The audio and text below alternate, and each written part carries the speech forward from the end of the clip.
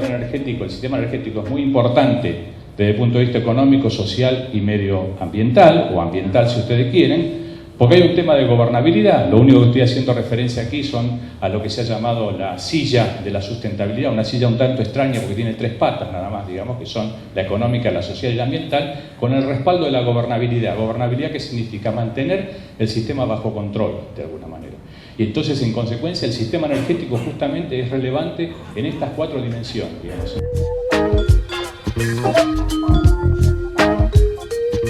Es decir, que el tema de gobernabilidad, energía, es un tema importante, teniendo en cuenta que, como se dijo al comienzo, la energía es lo que se llama una industria de base.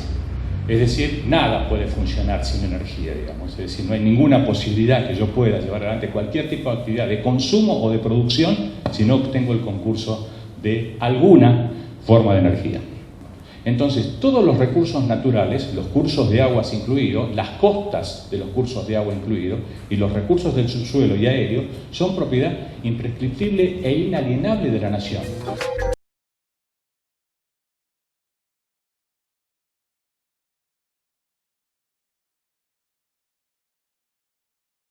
La privatización de los recursos naturales se comete un error. Los recursos naturales no pueden ser privatizados. Para poder ser privatizados habría que haber reformado la Constitución.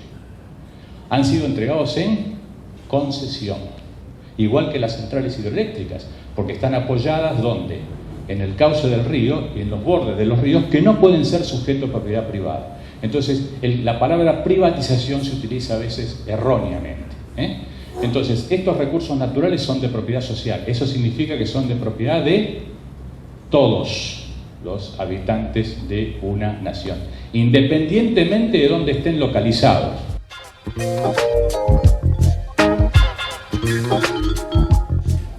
Hay una fuerte presencia de lo que se llama en economía poder de mercado. Es decir, existen monopolios naturales, en particular en el caso eléctrico es un caso evidente, digamos, todo lo que es distribución de electricidad es un monopolio natural, lo que es transporte de electricidad en alta tensión también tiene las características de monopolio natural, la distribución de gas natural es un monopolio natural, el transporte de gas natural puede ser un monopolio natural cuando yo tomo 2 puntos en particular. Es decir, monopolios naturales son aquellos casos, seguramente ustedes lo saben ya, en el cual la mejor opción desde el punto de vista de la eficacia de operación de un sistema es que haya un solo actor, que no haya ningún tipo de competencia. Los ferrocarriles son un monopolio natural, por ejemplo, ¿no es cierto? No tiene sentido construir 2 vías en paralelo, porque en la mayoría los monopolios naturales están vinculados a diferentes aspectos de economía, por decirlo de alguna manera, uno de los cuales es justamente la importancia de los costos fijos o costos hundidos, es decir, cuál es la relevancia que eso tiene sobre el total de los costos totales. Pero en energía se da esta situación y además se da esta segunda situación, una alta concentración.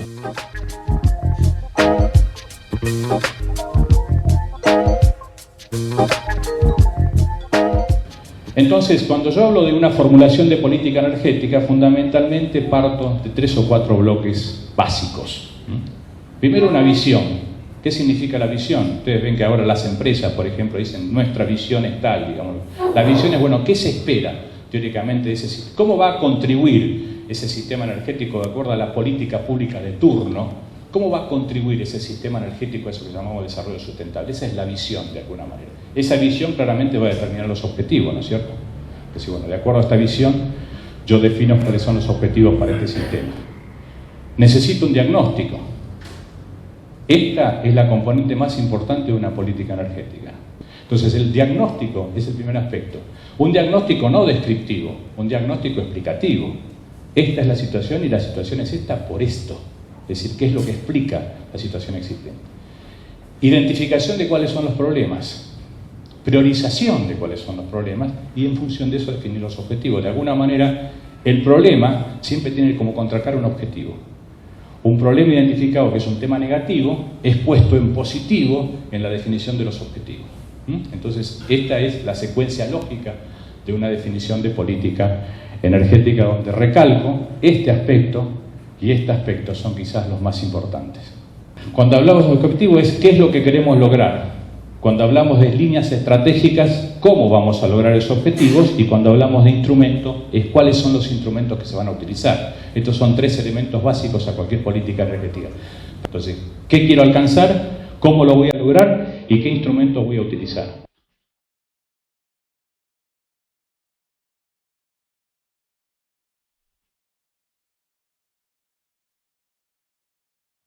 ¿Cuáles son las definiciones que yo necesito para formular una política energética? ¿Cómo me voy a insertar en el mercado internacional? Un país no está aislado, ¿cierto? Es decir, ¿cuál es mi inserción internacional? ¿Cuáles van a ser las pautas que va a seguir el mercado interno?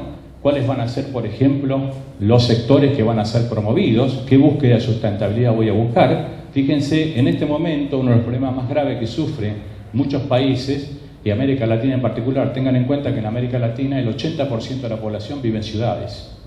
Y en el caso de Argentina ese porcentaje es todavía mayor.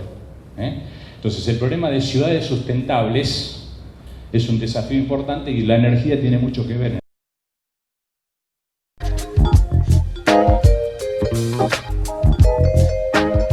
El sector energético, el sistema energético es muy importante desde el punto de vista económico, social y medioambiental, o ambiental si ustedes quieren, porque hay un tema de gobernabilidad. Lo único que estoy haciendo referencia aquí son a lo que se ha llamado la silla de la sustentabilidad, una silla un tanto extraña porque tiene 3 patas nada más, digamos, que son la económica, la social y la ambiental, con el respaldo de la gobernabilidad. ¿Gobernabilidad qué significa? Mantener el sistema bajo control, de alguna manera.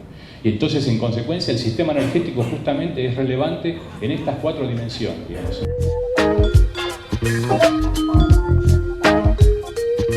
Es decir, que el tema de gobernabilidad en energía es un tema importante, teniendo en cuenta que, como se dijo al comienzo, la energía es lo que se llama una industria de base. Es decir, nada puede funcionar sin energía, digamos. Es decir, no hay ninguna posibilidad que yo pueda llevar adelante cualquier tipo de actividad de consumo o de producción si no obtengo el concurso de alguna forma de energía. Entonces, todos los recursos naturales, los cursos de aguas incluidos, las costas de los cursos de agua incluidos y los recursos del subsuelo y aéreo son propiedad imprescriptible e inalienable de la nación.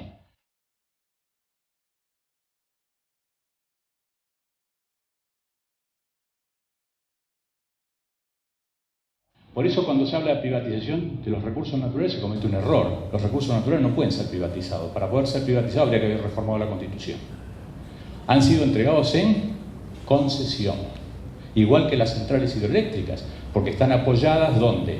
En el cauce del río y en los bordes de los ríos que no pueden ser sujetos de propiedad privada. Entonces, la palabra privatización se utiliza a veces erróneamente. Entonces, estos recursos naturales son de propiedad social. Eso significa que son de propiedad de todos los habitantes de una nación, independientemente de dónde estén localizados.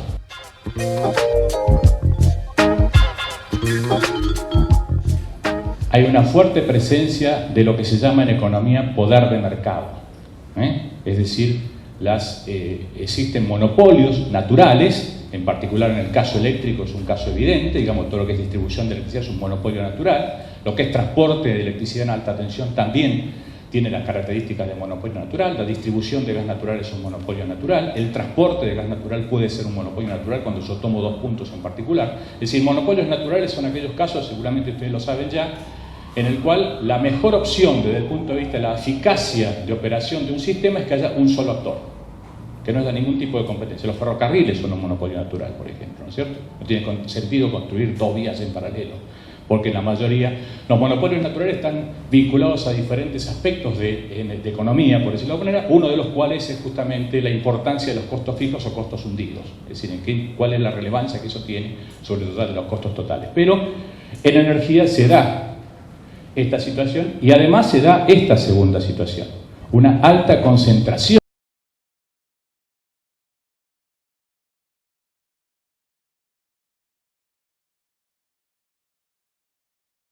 Cuando yo hablo de una formulación de política energética, fundamentalmente parto de 3 o 4 bloques básicos.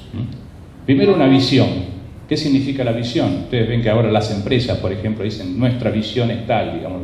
La visión es, bueno, ¿qué se espera teóricamente de ese sistema? ¿Cómo va a contribuir ese sistema energético de acuerdo a la política pública de turno? ¿Cómo va a contribuir ese sistema energético a eso que llamamos desarrollo sustentable? Esa es la visión, de alguna manera. Esa visión claramente va a determinar los objetivos, ¿no es cierto? Es decir, bueno, de acuerdo a esta visión, yo defino cuáles son los objetivos para este sistema. Necesito un diagnóstico. Esta es la componente más importante de una política energética. Entonces, el diagnóstico es el primer aspecto. Un diagnóstico no descriptivo, un diagnóstico explicativo. Esta es la situación y la situación es esta por esto. Es decir, ¿qué es lo que explica la situación existente? Identificación de cuáles son los problemas. priorización de cuáles son los problemas y en función de eso definir los objetivos. De alguna manera, el problema siempre tiene como contracara un objetivo. Un problema identificado que es un tema negativo es puesto en positivo en la definición de los objetivos. Entonces, esta es la secuencia lógica de una definición de política energética, donde recalco este aspecto y este aspecto son quizás los más importantes. Cuando hablamos de objetivo es qué es lo que queremos lograr. Cuando hablamos de líneas estratégicas, cómo vamos a lograr esos objetivos, y cuando hablamos de instrumentos, es cuáles son los instrumentos que se van a utilizar. Estos son tres elementos básicos a cualquier política energética. Entonces, ¿qué quiero alcanzar? ¿Cómo lo voy a lograr? ¿Y qué instrumentos voy a utilizar?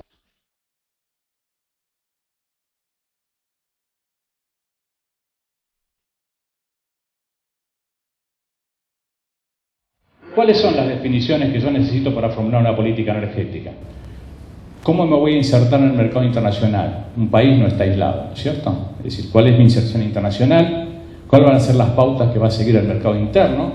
¿Cuáles van a ser, por ejemplo, los sectores que van a ser promovidos? ¿Qué búsqueda de sustentabilidad voy a buscar? Fíjense, en este momento uno de los problemas más graves que sufren muchos países, y América Latina en particular, tengan en cuenta que en América Latina el 80% de la población vive en ciudades. Y en el caso de Argentina ese porcentaje es todavía mayor. Entonces el problema de ciudades sustentables es un desafío importante y la energía tiene mucho que ver en el tema de ciudades sustentables en particular. Entonces, bueno, ¿cómo voy a articular yo mi programa con respecto a las ciudades, por ejemplo?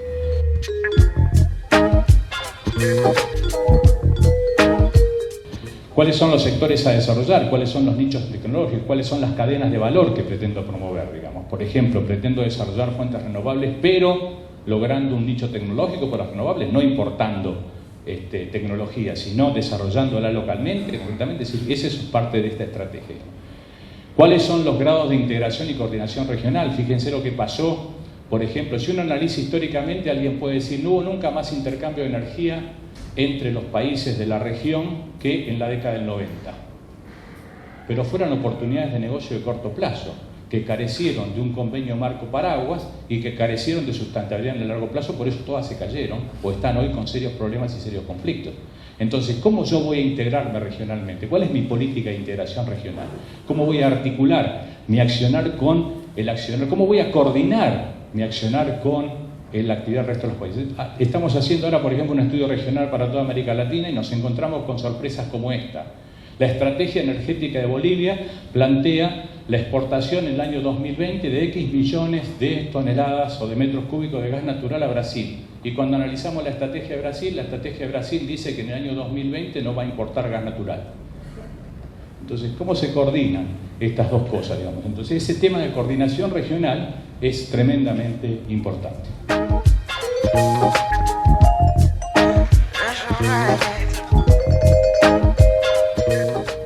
¿Cuáles son las oportunidades que se abren? ¿Cuál es el contexto global y cómo nos afecta, digamos? Hoy por hoy, uno de los aspectos que a mí me parece que es importante destacar es evidente, es más que evidente, digamos, que hoy la geopolítica global está descansando esencialmente sobre el control de recursos naturales estratégicos. Y la energía lo es, junto con el agua, por ejemplo, y otros más. Entonces, ¿cómo está funcionando esa geopolítica global? ¿Y cómo yo me articulo a esa geopolítica? ¿Cómo voy a preservar concretamente que ese objetivo geopolítica global no me afecte a nivel nacional específicamente? ¿Cuál va a ser mi política en particular?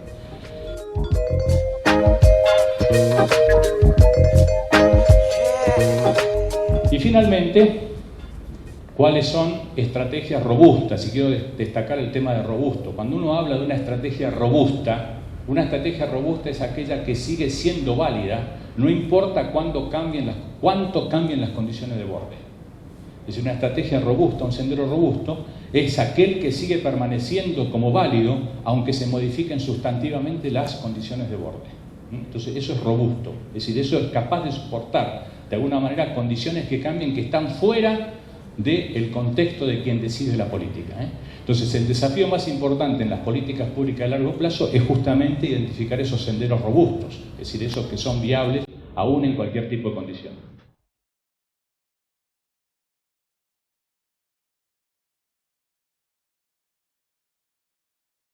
en la energía hay un precio director. El precio director es el precio del petróleo, porque es hasta ahora el único combustible que es sujeto sin limitaciones de comercio internacional. Entonces, el precio del petróleo actúa como precio director. Todos los demás precios de las fuentes primarias y secundarias de energía se alinean con el precio del petróleo. El precio del petróleo sube, sube todo lo demás. El precio del petróleo baja, baja lo demás, digamos. Entonces, esa no es esperable un contexto de precios bajos de petróleo, digamos. No hay condiciones para que así sea. Es más, dado que se pretende, en cierta medida, a pesar de los temas ambientales que digo, seguir dependiendo fuertemente de los combustibles fósiles, hay muy pocas posibilidades de que yo pueda a nivel global hacer una sustitución muy fuerte de combustibles fósiles en los próximos 30 o 40 años. Para poder seguir sosteniendo esa política de uso de combustibles fósiles hace falta mucha inversión. Por ejemplo, en el desarrollo de las llamadas fuentes fósiles no convencionales. Petróleo no convencional, gas no convencional. Para ahí hace falta muchas inversiones. Para hacer inversiones hace falta dinero. Para tener dinero hace falta precios elevados. Entonces no es esperable que los precios del petróleo y en consecuencia del gas natural y todo lo demás bajen en función de que es necesario mantener un abastecimiento seguro.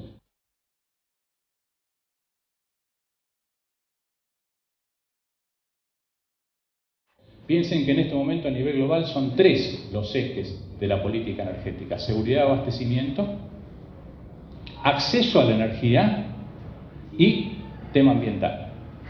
Esos son los 3 ejes. Es decir, fíjense, seguridad de abastecimiento a la dimensión económica, ¿no es cierto? Acceso a la energía a la dimensión social. 1.500 millones de personas no tienen acceso a la electricidad en el mundo. 2.300 millones de personas en el mundo tienen como principal fuente de energía la biomasa no sustentable. Y la tercera dimensión, la dimensión ambiental. Entonces, esas 3 dimensiones van a hacer que esto todavía probablemente mantenga un cierto nivel de precios elevados.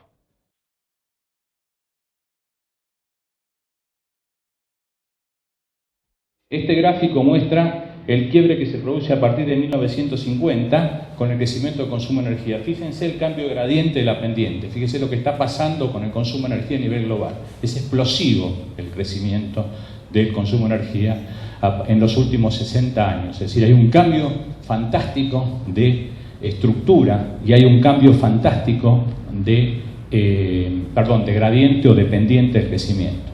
Lo que no hay tanto cambio a partir de 1970 en adelante, que es aproximadamente este punto que está acá, es en la estructura por fuente de abastecimiento.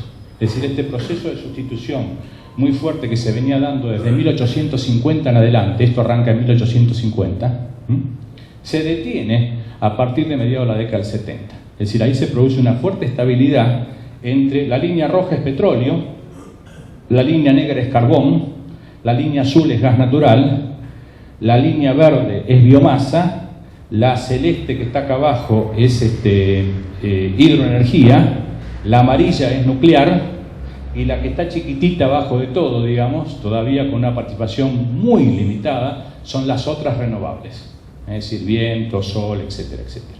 O sea, todavía la matriz energética mundial descansa en un 80% en los combustibles fósiles.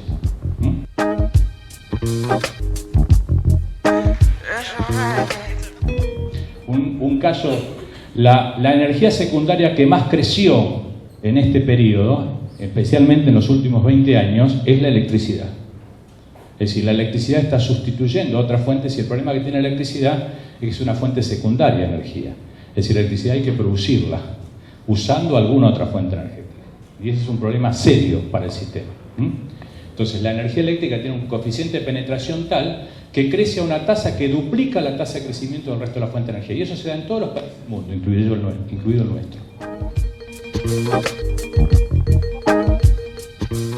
Pero lo que es importante destacar es esto. Fíjense que notablemente en los últimos 40 años el proceso de sustitución entre fuentes energéticas fue mucho menor que lo que fue en el periodo anterior.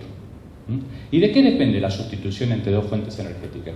Depende de 2 componentes fundamentalmente. Vamos a decir de qué no depende. No depende de los precios. Primer punto. No depende de los precios. ¿De qué sí depende? Depende del desarrollo tecnológico.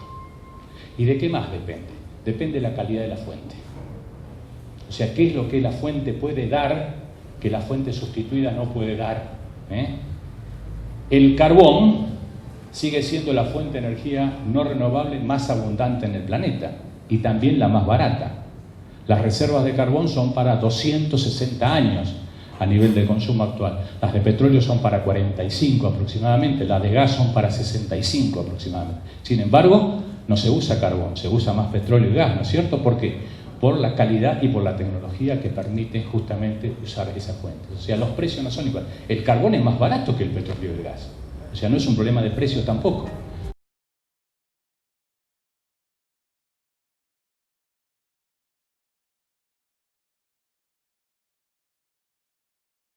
De alguna manera, los determinantes de por qué evoluciona como evoluciona el consumo de energía, población, nivel de actividad con PBI per cápita, estructura del Producto Bruto. Fíjense que acá hay flechitas que van para arriba o para abajo. Eso significa que el impacto puede ser positivo o negativo, ¿no es cierto? Es decir, si yo paso de una estructura industrial a una estructura agrícola de Producto Bruto, obviamente mi consumo de energía va a bajar, no va a subir. Si yo me industrializo, va a subir. Estructura de PBI, evolución tecnológica, nuevamente, depende para dónde, acciones frente al cambio climático, acciones de eficiencia energética, acceso a la energía, modernización, equidad distributiva, precios y fundamentalmente urbanización.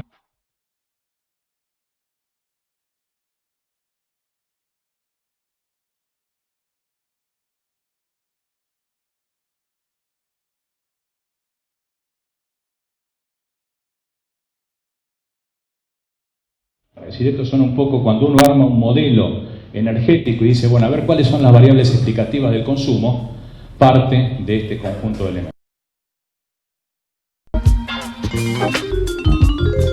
¿El marco legal es adecuado o requiere revisión? Yo creo que el marco legal hay que revisarlo. Hay que hacer una nueva ley de energía, hay que hacer una nueva ley de hidrocarburos, concretamente. Ese marco legal está totalmente desactualizado, digamos. ¿Hay un escenario energético deseado? No. Por lo menos si lo tienen, no lo veo, o no lo mostraron específicamente. ¿Existe una hoja de ruta que conduzca a ese escenario? Tampoco la conozco, es decir, no sé cuál es la hoja de ruta que me lleva al escenario deseado, digamos. ¿Las acciones y programas están en un marco de largo plazo? No veo que estén en un marco de largo plazo, es decir, me da la sensación que están en un marco de mediano plazo en el mejor de los casos. ¿Y se está preparando el sistema socioeconómico para un país más importador de energía? Lo que dije antes, esto también es un tema, estas son preguntas.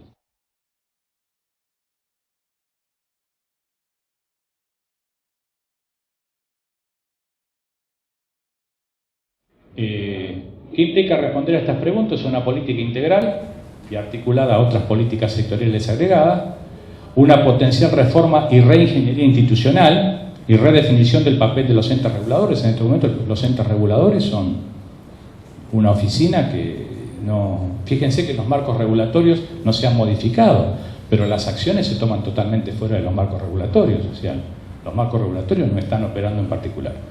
Garantizar visión de largo plazo, evaluar la necesidad de un nuevo marco legal, ya lo dije, identificar e implementar una estrategia para el adecuado manejo y gestión de los recursos energéticos.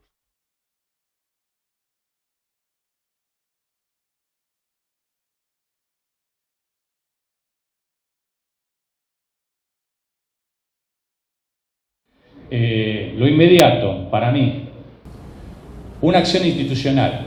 Yo creo que hay que crear un Ministerio de Energía, pero cuidado, un Ministerio de Energía en serio, ¿no es cierto? Es decir, no un Ministerio de Energía que efectivamente tenga poder, digamos, con la obligación de someter al Congreso a una propuesta de política energética en el plazo perentorio y con que haya participación, diálogo y participación de esa política energética de todos los sectores políticos, incluyendo los trabajadores. O sea, que sea efectivamente una estrategia energética consensuada con los diferentes sectores políticos.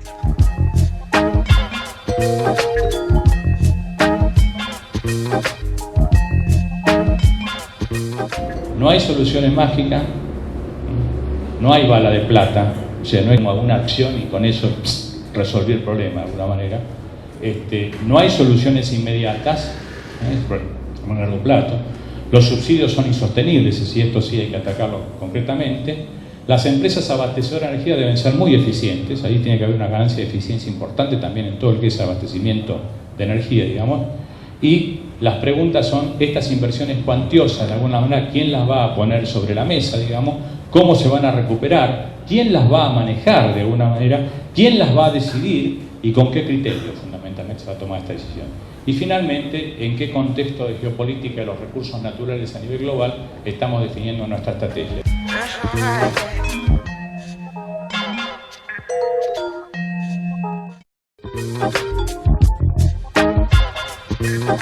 Notablemente, desde mediados de la década del 40 en adelante, piensen todos los signos de gobierno que pasaron, digamos, durante ese periodo, ¿no es cierto? Hasta la década del 90 hubo 4 principios básicos en la política energética que se mantuvieron bastante estables. Uno fue el control de la propiedad, dominio y gestión de los recursos naturales energéticos en manos del Estado Nacional. O sea, el Estado era propietario de los recursos y controlaba su gestión. O era propietario o controlaba la gestión de la mayoría de los recursos, con lo cual de alguna manera fijaba los límites de la cancha para el resto, es decir, para los que no eran Estado de algún modo. Derecho de propiedad estatal, las empresas públicas nacionales o provinciales, y control de la situación mayoritaria en la totalidad de los segmentos o cadenas productivas energéticas. Es decir, las cadenas productivas energéticas estaban controladas por el Estado. Es decir, ejercía su derecho de propiedad en las empresas públicas energéticas más importantes. Piensen en YPF, Gas del Estado, SECVA, Agua y Energía, y las empresas provinciales de energía que había en ese momento. Diversificación de la matriz energética, eso lo vamos a ver después. Había una estrategia que se había iniciado ya en la década del 50, con el gobierno de Frondizi, hacia fin de la década del 50, de alguna manera, y que se había mantenido y que se rompe cuando se cambia, cuando se hace la reforma a principios de la década del 90, de tratar de ir disminuyendo el peso de las fuentes fósiles de energía y sustituirlas por hidroenergía, energía nuclear, etcétera, etcétera. Y fundamentalmente autoabastecimiento. ¿Qué significa esto? En Argentina, por ley, la exportación de energía estaba prohibida. No se podía exportar energía. Eso fue modificado en la década del 90.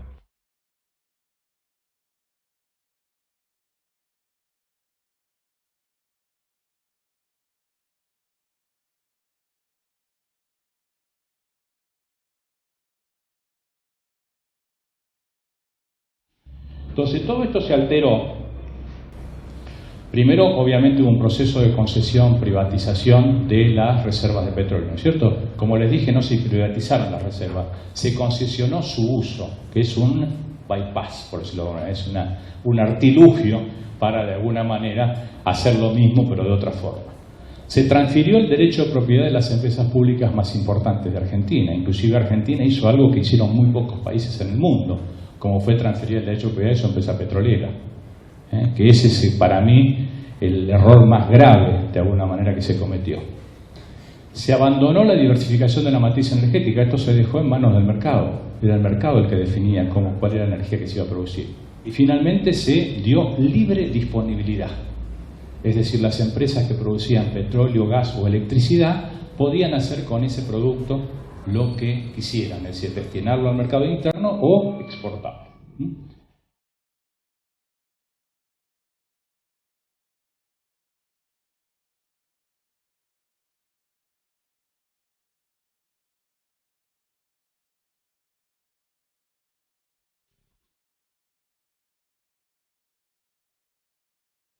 Si ustedes piensan en la década del 2000, o sea, del 2003 en adelante, ¿cuál de estos 4 principios se abandonó?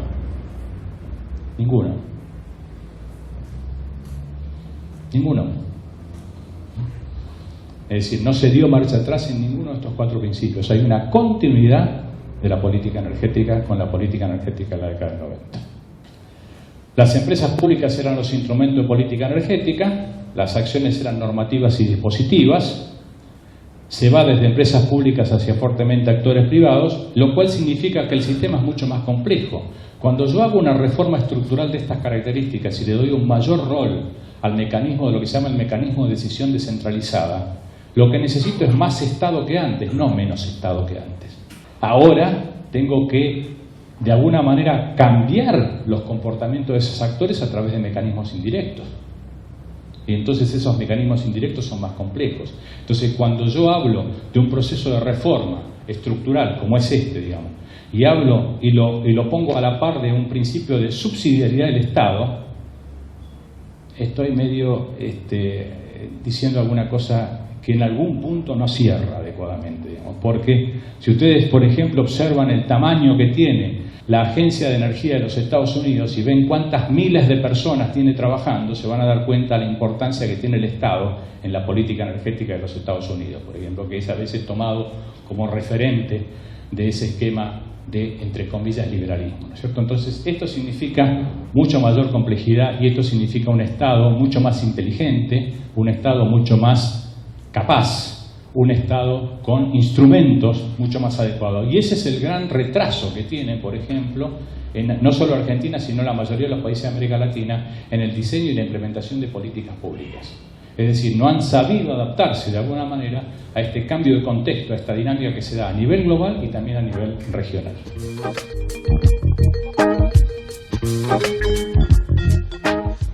Esta es la matriz energética argentina. Puse 2008 acá porque es la última información oficial de la Secretaría de Energía. O sea, no hay información oficial después del 2008. Entonces, esto es una transparencia inclusive de Cameron, de la presentación de Cameron. Entonces, acá se ve el crecimiento del consumo de energía, la estructura, donde fundamentalmente sigue, fíjense que ha habido una sustitución de petróleo por gas natural, pero la matriz energética sigue dominada en 90% por las fuentes fósiles, o sea, petróleo y gas natural representan prácticamente el 90% de esta matriz energética. El carbón es algo así como el 1 y pico por ciento, las renovables el 3%, la hidro el 4% y la nuclear aproximadamente el 2%. Esta es la evolución de la matriz energética argentina desde 1970, para tomar un periodo, una perspectiva un poco más amplia de alguna manera. Y lo que quiero destacar de esto, porque también se ha hecho referencia, por ejemplo, argumentando que hubo un crecimiento muy fuerte del consumo de energía en los últimos años y que eso fue un problema. Acá están las tasas de crecimiento por décadas. 70-80, 3,3% anual acumulativo de crecimiento de la oferta primaria de energía e importaciones. La década del 90, perdón, 80-90, que fue la llamada década perdida para América Latina y Argentina inclusive, el 1,1% anual acumulativo. La década del 90, el 3% anual acumulativo. La década del 2000, el 1,9% anual acumulativo de crecimiento de la oferta de energía. O sea, no fue un crecimiento que estuvo por encima de lo que históricamente mostraba el sistema. En la década del 90 había crecido mucho más, en la década del 70 había crecido mucho más. Entonces, este es un tema también para desmistificar ese tema de que hubo un crecimiento tremendo del consumo de energía. No es cierto, no es así. Estos números sí son. Los números son los números, como dice uno, ¿no es cierto? Bueno, esto es la estructura, como ustedes ven, sigue siendo, fíjense, el crecimiento del gas natural y la disminución del petróleo, pero sigue manteniendo la participación del 90% de fuentes fósiles, o sea que se produjo una sustitución entre una fuente fósil por otra fuente fósil, pero no hubo una penetración. Lo que yo les decía hoy, fíjese, esto llega más o menos hasta la década del 90. Fíjese que hasta la década del 90 uno veía un proceso de crecimiento de las otras fuentes energéticas, ¿no es cierto? De la hidro, de la nuclear. Y eso se interrumpe de ahí en adelante. De ahí en adelante la participación de esa fuente queda congelada, prácticamente. Si todo se vuelca, todo el crecimiento de consumo de energía se volcó a petróleo y gas natural fundamentalmente. O a electricidad, pero electricidad generada ¿cómo? Con gas natural. Esta es la matriz de generación eléctrica. Las fósiles representan aproximadamente el 60%, las renovables el 33% y la nuclear el 6%. Esta estructura del 2008, como le dije ahí, pero esto no se debe haber modificado sustantivamente. Esta es la relación entre energía y economía. Este es un gráfico que yo lo pongo porque a mí me llama la atención, ¿no? La tasa de crecimiento del Producto Bruto en promedio da aproximadamente un 7%. Para el periodo, acá estamos en el pozo, ¿no es cierto? Esto es 2002 hasta el 2009 aproximadamente. Y la tasa de crecimiento del consumo de energía, usted me preguntaba, en ese mismo periodo es del 4,5%. Lo cual llama la atención. ¿Por qué llama la atención? Porque históricamente la elasticidad de energía PBI en Argentina fue de 1. Es decir, el Producto Bruto crecía del 7%, el consumo de energía crecía del 7%.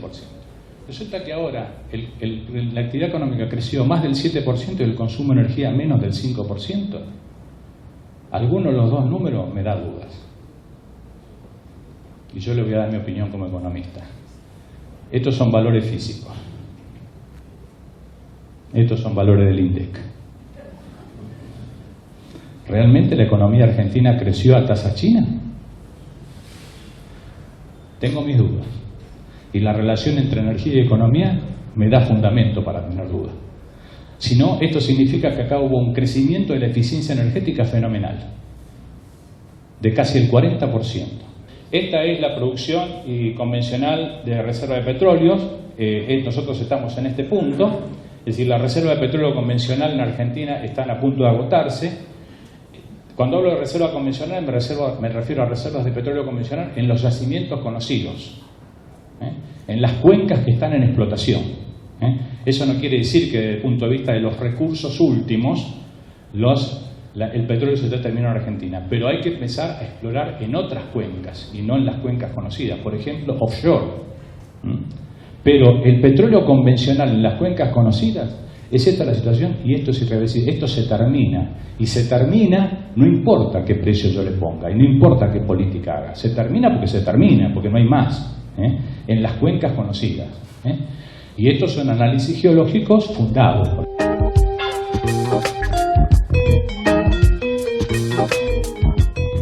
Fíjense, esta es la producción de petróleo, la azul, la evolución del consumo interno de petróleo, la producción para el consumo interno. La roja es las exportaciones. Fíjense lo que pasó a partir de la década del 90, ¿no es cierto? ¿Qué hicimos? Empezamos a exportar el petróleo que no teníamos. ¿Se acuerdan de la libre disponibilidad? Bueno, esta diferencia que está acá es una suma significativa, es aproximadamente entre el 8 y el 10% del consumo total de petróleo. Entonces se exportó una cantidad de petróleo, obviamente esta exportación está declinando ahora. Fíjense que hoy es noticia en el diario que volvieron a poner en práctica esta resolución del petróleo plus y refino plus, tratando de ¿qué? De levantar la producción y las exportaciones de petróleo. Notablemente, digamos, nos estamos quedando sin petróleo, pero necesitamos ¿qué cosa? ¿Se acuerdan las condiciones de borde, digamos, locales? Necesitamos cash. Y la forma de tener cash es hipotecando el futuro. O sea, sigamos exportando petróleo, aunque sabemos que se va a terminar, pero por lo menos tenemos cash ahora, corto plazo.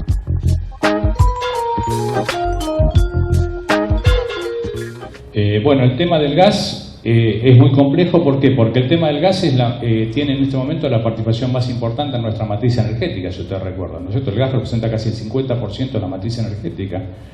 Con lo cual, el tema del gas es un tema complejo, porque si yo quiero efectivamente tener gas en boca de pozo, tengo que ver qué estrategia hago en este caso. Esto va a impactar, si yo aumento los precios acá, esto va a impactar sobre la generación de electricidad y sobre el consumo de gas en todas las actividades productivas, de alguna manera. O sea, acá tengo conflictos que me pueden generar una situación de gobernabilidad seria en el sistema. Es decir, bueno, ¿cuál es la estrategia que voy a hacer en el tema del gas natural? Con los precios actuales, la producción no va a aumentar. Pero si yo aumento los precios, todo eso se va a tener que trasladar necesariamente aguas abajo. De cualquier manera, como ustedes saben, en este momento se está reconociendo entre 2 y 3 dólares por millón de BTU al crudo que se produce en yacimiento, y se está importando a 17 dólares el millón de BTU. Digamos. O sea, yo tengo un gap muy grande entre el precio interno y el precio de importación, digamos. Eso lo tengo que... Y el que se importa de Bolivia está en alrededor de entre 7 y 10 dólares el millón de BTU.